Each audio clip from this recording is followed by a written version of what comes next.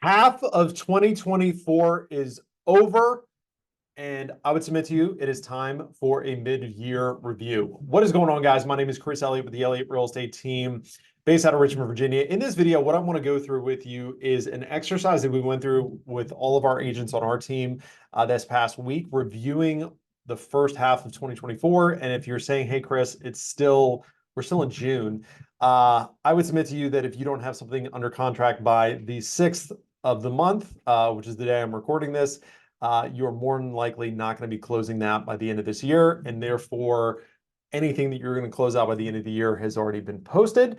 And it's just a great time to review and reflect on what has worked, what has not worked in the first half of the year. And more importantly, what are we going to do differently to either stay on track, get back on track, or exceed our original intent for the year. So let's just jump right into it. So the first thing that we did on our team is we reviewed our vision. So we did this at the end of the year last year for business planning for 2024, but it's a good time to review what is your 10-year vision. So what would you like your business to look like 10 years from today? Like really look out a decade and say like, hey, what can I achieve in a decade? What can I build in a decade? What can my life and my business look like in a decade? Dream big, how many clients are we serving? How much money are you making? What does your time look like? What other businesses have you started? What kind of passive income do you have? Where do your investments look like? Like really map a picture of your future 10 years down the road. Sometimes we get so narrow focused into like next week, next month, next quarter, next year. But what can I achieve in a 10-year goal? Then we're going to break it down and say, okay, for that 10-year vision to be reality, what do I need to achieve in the next 5 years? Right? Like, where do I need to be on track to achieve that 10-year vision for all those different goals? And then last but not least is now at the beginning of the year or the end of the year, rather, we do the 1-year vision, but what needs to happen in the next 6 months for me to be on track for my 5-year goal, to be on track for my 10-year goal, right? So it really boils it down to like what needs to happen over the next 6 months to be on track to achieve that 10-year vision. Next, we're going to jump into motivation. So what is your motivation for doing the things that you are going to need to do to achieve your goal?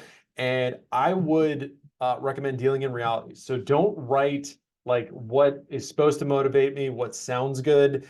I would write like what really motivates you. Like for me, like there's definitely part of me where like my ego needs to see that I'm a top performer, right? Just speaking from personal experience. Yeah, it's just like it's the reality of like I want to be known as a player in the game, right? So get real with yourself. What motivates you? What additional accountability do you need in your life to ensure your success? So do I need to hire a coach? Do I need to get on a team? Do I need to get in a mentor? Do I need to get an accountability buddy? Do I need to get into an accountability mastermind? What accountability do I need to bring into my world to ensure that I stay on track, that I actually hit my goal? And then I like a written commitment of like writing a letter yourself of how committed you are to this process, right? So that's motivation. Next, we're going to get into the tactical unit recap and goals. So how many transactions do you have closed and pending for the year? How much commission GCI do you have closed and pending for the year? How many buyers do you have closed and pending? How many listings do you have closed and pending? What's the different ratios for that?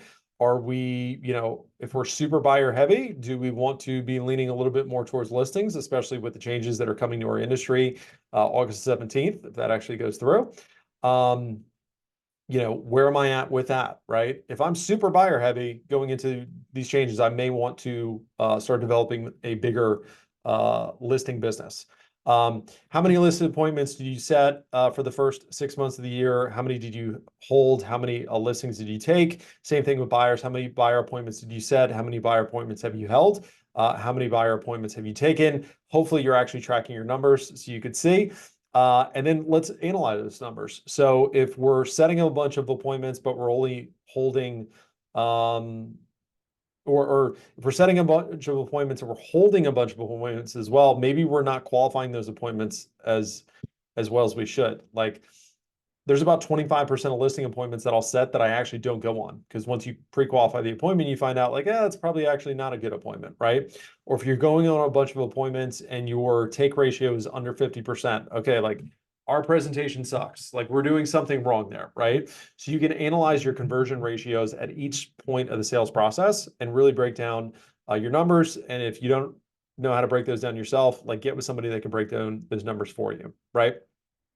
And ideally, you're using a program like CSU or CTE or one of these that can actually tell you not only what your numbers are currently, but like where they should be for you to actually be on track for your goal. But that's a different video.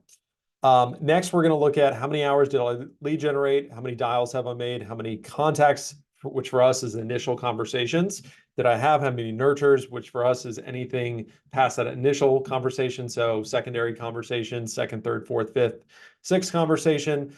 How many properties have I shown so far this year? And then how many open houses have I held? Once again, this just forces you to deal in the realities of like, what are your actual numbers, right? The next I'm going to break down is where's my business coming from? So hopefully you're sourcing your business, you're sourcing your lead sources. How many deals have I closed from each individual lead source? And then I'm going to analyze that. I'm going to say, okay, what lead sources are working and what lead sources are not working. Some of the lead sources that you may think is awesome may not actually be producing as much business as you think they are, right? So like you might think it's super cool that like you've got the best Instagram in the world, but it's not generating you any business.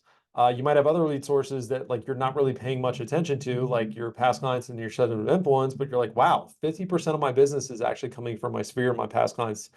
And I'm not actually even doing anything to curate that. So maybe if I put some time, money, and energy into curating more referrals from my database, I might even get more. So once again, we are just dealing in realities of like, where are we winning? Where are we not winning? What are we spending a lot of time, money, and energy on that's not producing result? And maybe what are we spending not enough time, money, and energy on that's producing result, but could even be producing a greater result if we actually put some love to it, right? So that's that. Next, I'm going to review my lead source plan, which if you didn't do one of these at the beginning of the year, I would encourage you to do one of these. So for me, every lead source, which is just a group of people that I'm choosing to go after. So for this example, we're going to look at past clients and centers of influence.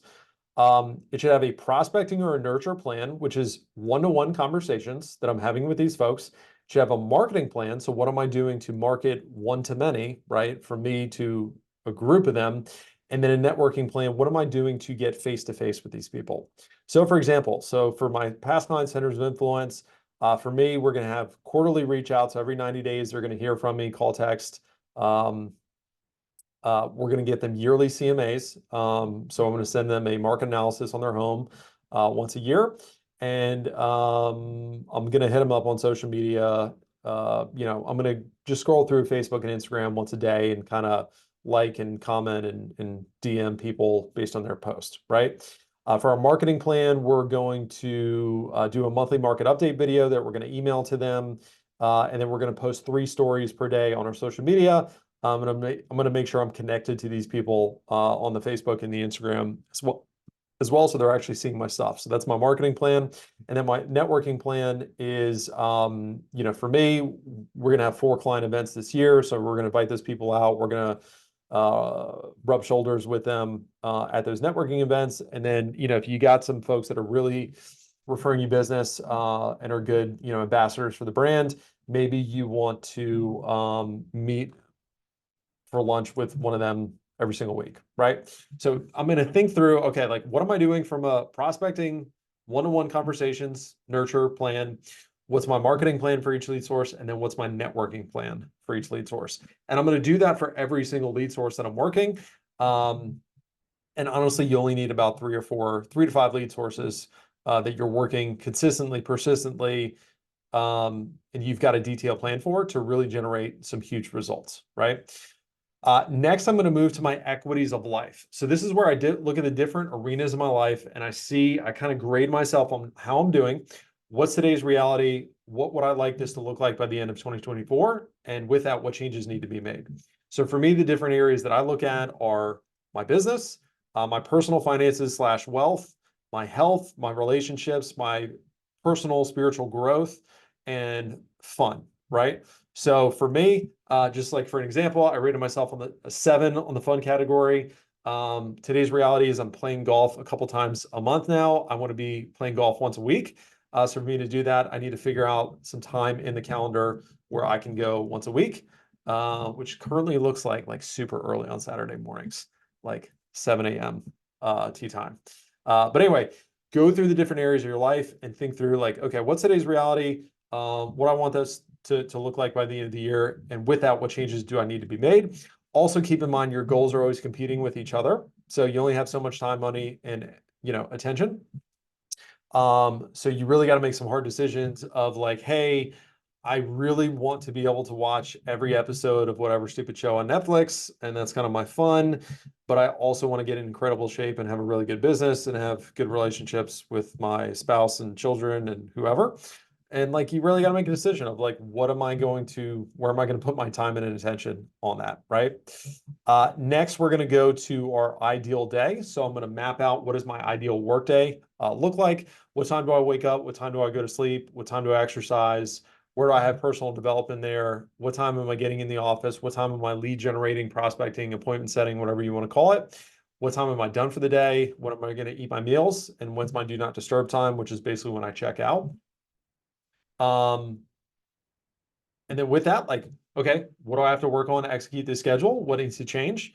And what adjustments do I need to make? Like, do I need to cut out alcohol on weeknights? Do I need to read at night versus watching Netflix? Do I need to stop drinking caffeine after 3 p.m.? Because if I don't do that, then I'm up till midnight, because I can't fall asleep. What adjustments do I need to make? I'm going to then look at my ideal week. So this is where I map out like my whole week. And I look at like, okay, based on my goals and ambitions, what does that ideal work week look like? What are my days off? What's my time off? What's the date night with my spouse? Where's my fun located? Where's my open houses located? What adjustments do I need to make to the schedule? Do I need to start pre-planning my weekends? Do I need to have a standing open house appointment that's like block off to my schedule that my job is to fill that every week? Do I need to pre-plan my appointment generation time? If you're shooting content, do I need to pre-plan like I do my content every single week on this day or every single day this month? And then like if I'm like, hey, I need to have a date night with my spouse, okay, like what day of the week is that? And why don't we just go ahead and pre-plan that in the schedule? And then last but not least is I would recommend you revisit your vision board where you basically, and if you haven't created one, I would encourage you to create one where we are going out to Google Images. We are finding images of the ideal life that we would like to create, both short-term and long-term goals. And for me, like it's literally on the other side of the screen so that every single day when I'm sucking shit, right, or just eating shit on the phone or dealing with problems or whatever, I am keeping my mind fixated on the addition that we're putting onto the house, the hardscape that we're putting in the backyard, the trip to Disney that we're going to be taking our family on in a couple of years, the trip to Italy that my wife and I have planned in a couple of years, right? We got to continually feed ourselves and remind ourselves why we are doing the things that we are doing, because this is not an easy path that we have chosen, but it's definitely a worthy path that we have chosen. So hope that made sense. Mid-year review. Have you done it? I would love to hear your comments, your feedback.